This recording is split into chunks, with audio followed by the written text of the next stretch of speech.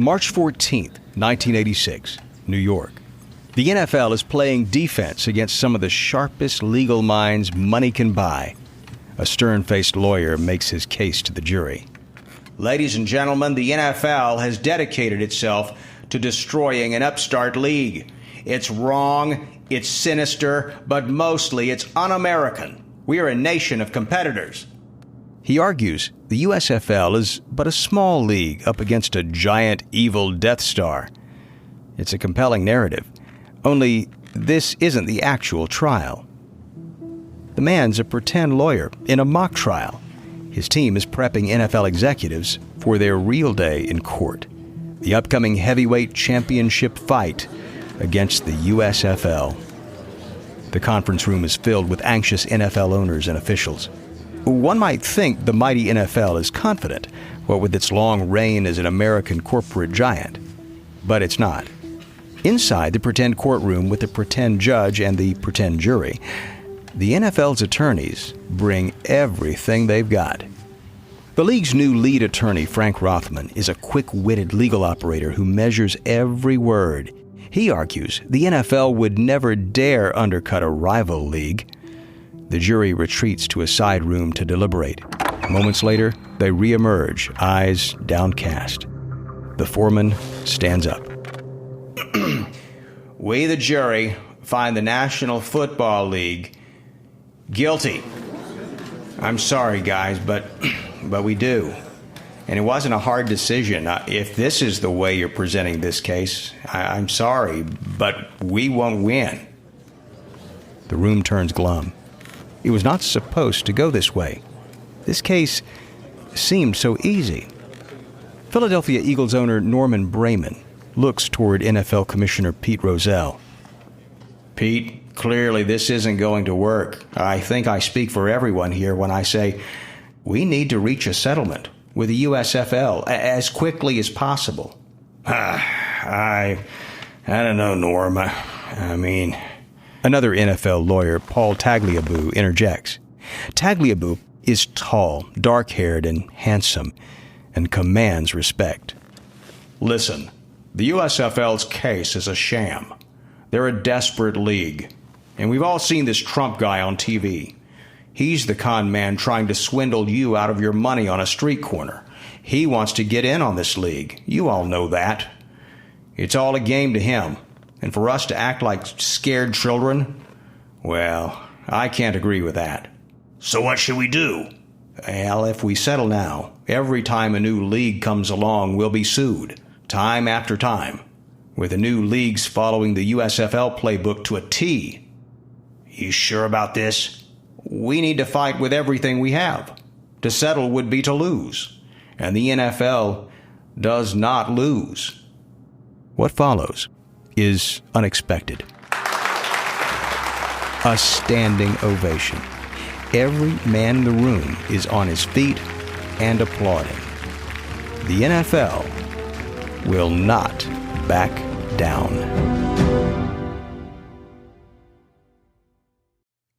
This episode is brought to you by Decoy, an acclaimed winery in the Duckhorn portfolio. Make the holidays memorable when you give the gift of wine country with Decoy wines.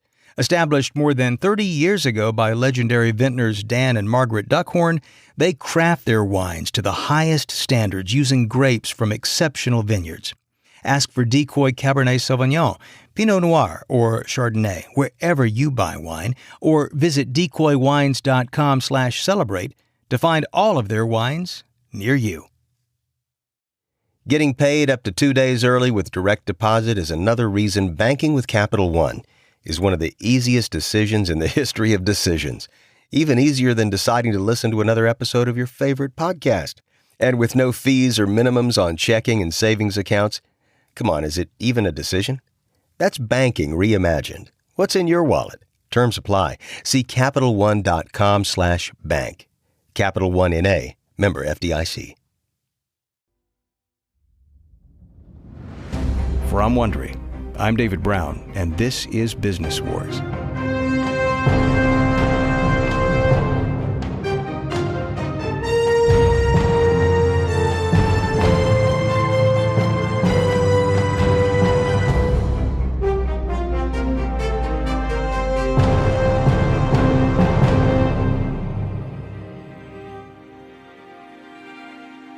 In this episode, the battle that's been brewing between the NFL and the USFL comes to a head. Donald Trump has bullied his way to the top of the USFL and pressured his league into suing the NFL for violating the Sherman Antitrust Act. And now the NFL is about to return fire. This is our series' 6th and final episode, Football's Day in Court. The USFL's chief argument is that the NFL has pressured the major TV networks not to televise the USFL in the fall. The USFL also claims the NFL has meticulously dedicated itself to destroying the young league. In the middle of its 1985 spring season, the USFL announces it will move to fall in 1986, presumably after slaying the NFL in court. There are some hiccups in the transition. When the 1985 season comes to a close in July, the USFL experiences a massive upheaval. The first fall season they can play won't be until fall 1986, which means the league will be on hiatus for a year and a half.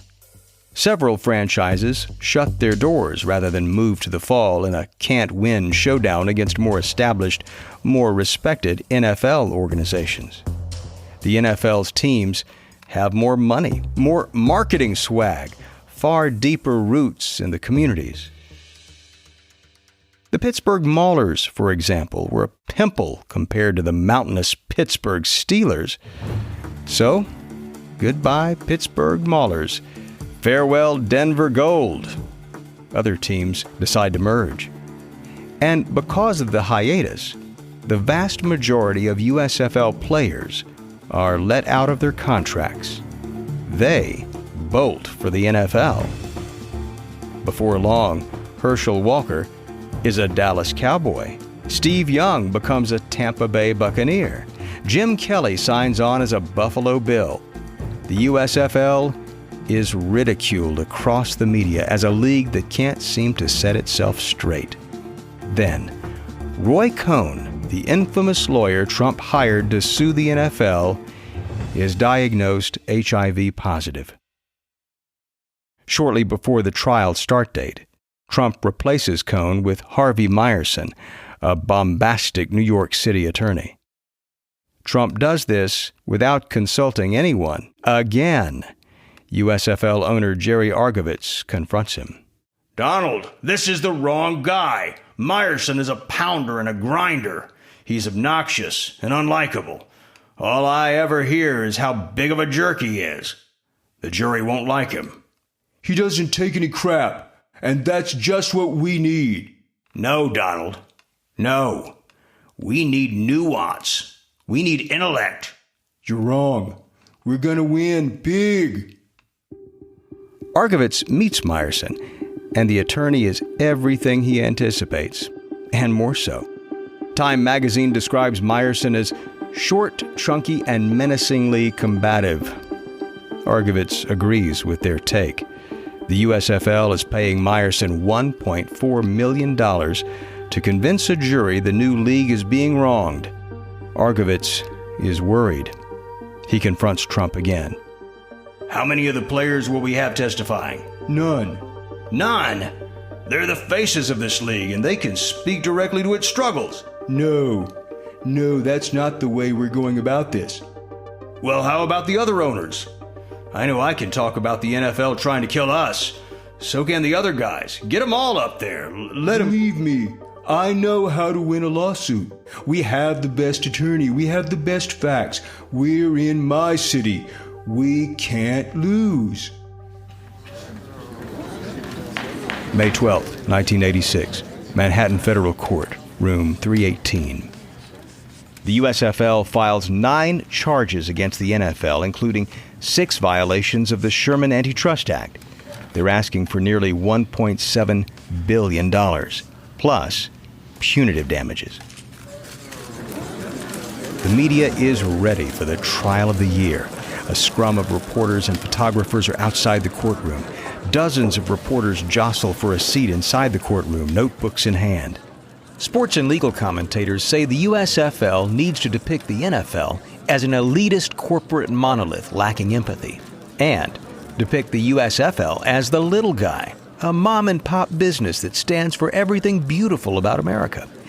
Newscasters are quarterbacking before the judge even gavels the court to order. The NFL owners each made $14 million from television revenue last year. The USFL less than $2 million. NFL teams average almost $1 million in profit. USFL teams lose $3.5 million apiece. Meyerson takes, well, an entirely different approach. Over 42 days in court, the attorney calls on only 3 witnesses to testify: star player Herschel Walker, the legendary sports announcer Howard Cosell, who will take the stand intoxicated, and Al Davis, owner of the Los Angeles Raiders and a man who abhors Rozelle. Meyerson calls on only one USFL owner, Donald J. Trump. This wasn't the strategy USFL team owners anticipated. USFL officials and players are holed up in Manhattan hotel rooms, thinking they'll be asked to take the stand. Jim Kelly, Houston Gamblers quarterback, waits and waits and waits. Nothing. Steve Earhart, the longtime league executive director, is deposed by the NFL for 3 days before the trial, yet Meyerson never uses him. Instead, Meyerson bases his entire strategy around the plight of one man, Donald Trump, which is music to the ears of the NFL's lead attorney, Frank Rothman. His goal is to find a USFL figure to paint as the bad guy, and the USFL has cherry-picked one for him. Meyerson calls NFL Commissioner Rozelle to the stand, and over the next 5 afternoons, the lawyer and the league head go back and forth interminably. And Meyerson screaming and berating and barking darken the courtroom. Meyerson directs his questioning toward the secret meeting at the Pierre Hotel between Rozelle and Trump. He fabricates the idea that the NFL desperately wanted Trump to have a team. Mr. Rozelle, didn't you tell Mr. Trump you wish he had been able to buy the Baltimore Colts and hadn't gone into the USFL? No. You didn't? No. I have a hard time believing you, so I'll ask again. Didn't you tell Mr. Trump you wish he had been able to buy the Baltimore Colts and hadn't gone into the USFL? Absolutely not. Did you tell him that if he hadn't gone to the USFL would have died? No. Never. Really? I assure you I did not. Rozelle explains that he is a thorough note-taker, and he would be happy to share his notes from those days with Meyerson in the court. The USFL's attorney says, "Thanks, but no thanks." He then calls Trump to the stand to discuss the same meeting at the Pierre. Did the commissioner of the NFL offer you a place in the league? He did. Rozelle told me I should be in the NFL, not the USFL. At some point, he said I would be in the NFL, and he told me a few times the USFL was not going to make it. As Trump speaks, Rozelle, sitting less than 20 feet away, seethes. Trump was the one who reserved and paid for the Pierre Suite. Trump was the one who offered to throw the USFL under the bus. Yet while the NFL commissioner is furious, the NFL's attorney, Frank Rothman, is borderline giddy. Trump isn't merely a courtroom villain. He's a straight-out-of-Hollywood villain. The $3,000 suits, the greased-back hair, the way he talks with his hands, the way he scowls when angry or frustrated. To Rothman, Donald Trump isn't Donald Trump. No, he's Dr. Evil. Rothman gets a chance to question Rozelle and paint Trump as a villain. Mr. Rozelle, is Mr. Trump telling the truth? No, he is not. He said to me, I want an NFL expansion team in New York. And he said, and I'm quoting him exactly, quote, I would get some stiff to buy the New York Generals, my team in the USFL. Rothman's next move is to undermine the USFL's smoking gun, the 46-page document that spells out how to kill off the USFL. He has multiple NFL officials confirm under oath that no one ever took the document seriously. Asked why the league commissioned the report, Rozelle blows it off, saying it was done at the request of a couple of rogue league employees looking for dirt. He insists commissioning the report was merely a lark. Why would we take the document seriously? The USFL was never that big of a threat until this lawsuit. After closing arguments, the jury heads off to decide the fate of two leagues. And it is not easy. As unlikable as the jury finds Trump and Meyerson to be, they can't overlook the NFL's monopoly on fall television. Over 5 days and 31 hours of private deliberation, the jury members go back and forth. The exchanges are often heated. The stress is immeasurable. One juror suffers from heart murmurs. Another has excruciating headaches. None of them believe Trump is telling the truth, but no one feels particular sympathy for the NFL either. As both sides wait for the verdict, Rothman tries to comfort Rozelle.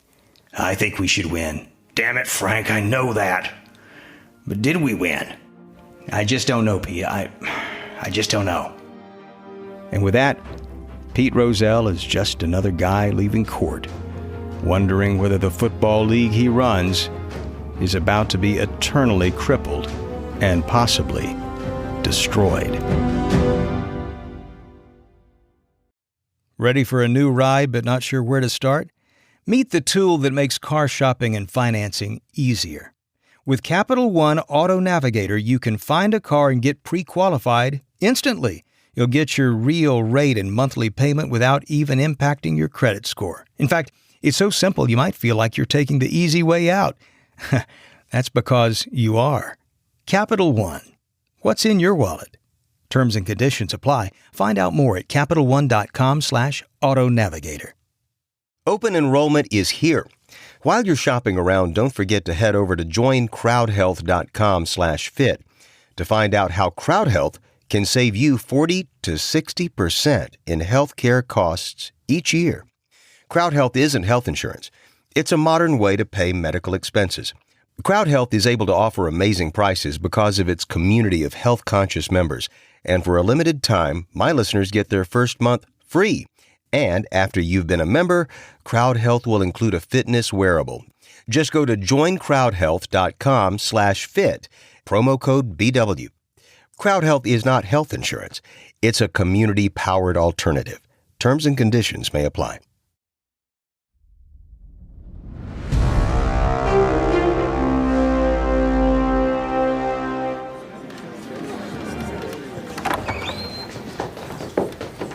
On July 29, 1986, at exactly 3:55 p.m., the court clerk announces that a verdict has been reached. The jury members step forward into the courtroom. They're tired and emotionally drained after 5 days of deliberation. Judge Peter Leisure settles into his chair, as anxious and curious as anyone else in the room. Order in the court. Is the jury ready to present the court with a decision? Yes, Your Honor, we are. The head juror hands a slip of paper to the judge, who stares down and clears his throat. On the first question, do you find that the NFL monopolized the business of professional football? Yes or no? A hush in the room. The answer is yes. A good number of NFL owners and officials are in the room. Their collective groan is audible and pained. Were they really about to lose this thing? Was this actually happening? 27 similar questions follow, asking whether NFL franchises were beholden to the monopoly. 27 times? The answer is yes. The USFL's head lawyer, Harvey Meyerson, can barely contain his giddiness. He's suppressing a smile, pumping his fist, nodding toward Trump. Reporters dash from the room to an outside bank of payphones to report the news. The National Football League was just found to have violated antitrust law by monopolizing professional football.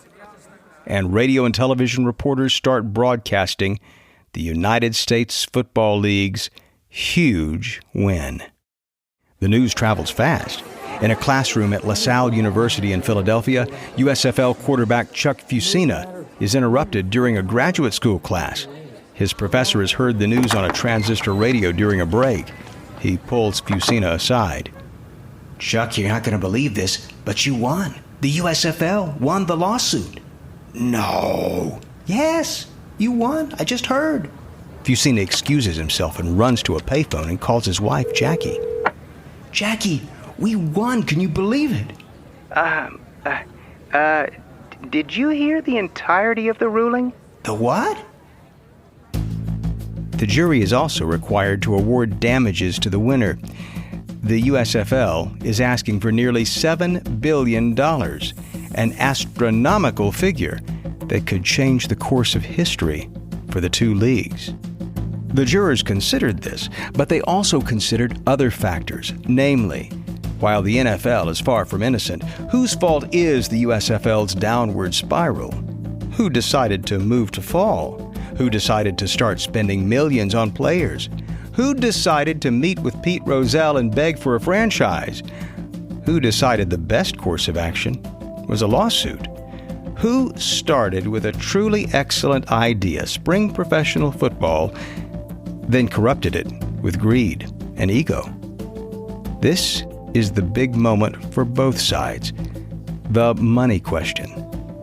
Leisure leans into the microphone to announce the NFL's financial punishment. The jury awards the United States Football League damages of $1. Yes, $1. Antitrust laws triple that to $3 total. The NFL's lead attorney, Frank Rothman, lets out a howl of unbridled joy. The USFL's attorney, Harvey Meyerson, mouths the word, "What?" He's dumbfounded. And with that, the USFL is dead. Oh, there are unfulfilled promises of an appeal. There are empty guarantees of future seasons. The USFL will not go quietly into the night, will not fold quickly like other unsuccessful leagues of the past. Yet, deep down, the truth is undeniable. Deep down, people involved with the USFL know it's over. Within weeks, even the most devoted USFL players arrive in NFL training camps, hoping to get scooped up. Nearly 200 USFL players land on NFL rosters, and the big story in sports is bold-faced names in new places. It's weird seeing Arizona Outlaws quarterback Doug Williams in the burgundy and gold of the Washington Redskins. Odd seeing former Memphis Showboat halfback Tim Spencer wearing a San Diego Charger lightning bolt. The NFL always presumed this day would come, but now that it's here, it's strange. Almost like Mr. Spock jumping from Star Trek to Star Wars. 4 former USFL players, Reggie White, Steve Young, Jim Kelly, and Gary Zimmerman, are ultimately inducted into the Pro Football Hall of Fame. Dozens of USFL coaches go on to NFL success. Offensive schemes that began in the USFL are duplicated in the NFL. Rules initiated by the USFL, like the 2-point conversion and the coach's challenge, become NFL staples. The league has made an impact. It's a league that matters. And yet, for many, the lasting image of the United States Football League is not of players on the field. No, the image that's burned in people's memories happens in the immediate aftermath of the jury's ruling. John Mara, the son of New York Giants owner Wellington Mara, turns to Donald Trump in the courtroom. Tough break, Donald. I'll be back. I believe you. But in the meantime, take this. John Mara reaches into his wallet and hands Donald Trump a $1 bill. he takes it. From Wondery, this is Business Wars. We hope you enjoyed this series, and we invite you to subscribe on Apple Podcasts, Spotify, Google Podcasts, Stitcher, iHeartRadio, or wherever you listen to podcasts. You'll find a link on the episode notes. Just tap or swipe over the cover art. You'll also see some offers from our sponsors, and we hope you'll support our show by supporting them.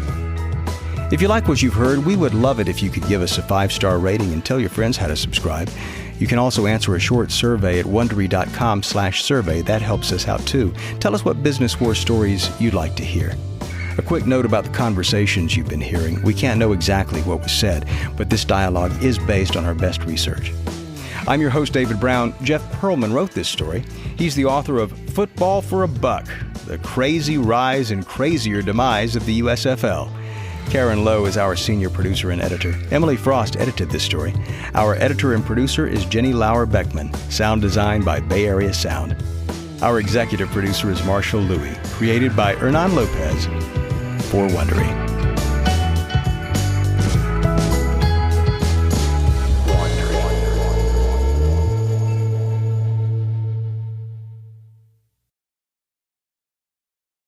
Hey grown-ups, it's Guy Raz and Mindy here from Wow in the World. As you may have heard, kids over the age of 5 are now eligible to receive the COVID-19 vaccine. And for some kids, that news is a big relief. But for others, that news brings a lot of anxiety and questions. Questions like, will it hurt? What's going to happen? And will it give me a tail? We'll answer a lot of your questions in our new episode of Wow in the World. And spoiler alert, Mindy, the vaccine does not give you a tail. Oh, man! Join us as we learn about the science behind the COVID-19 vaccine and encourage our friend to overcome his fear of shots to get vaccinated too.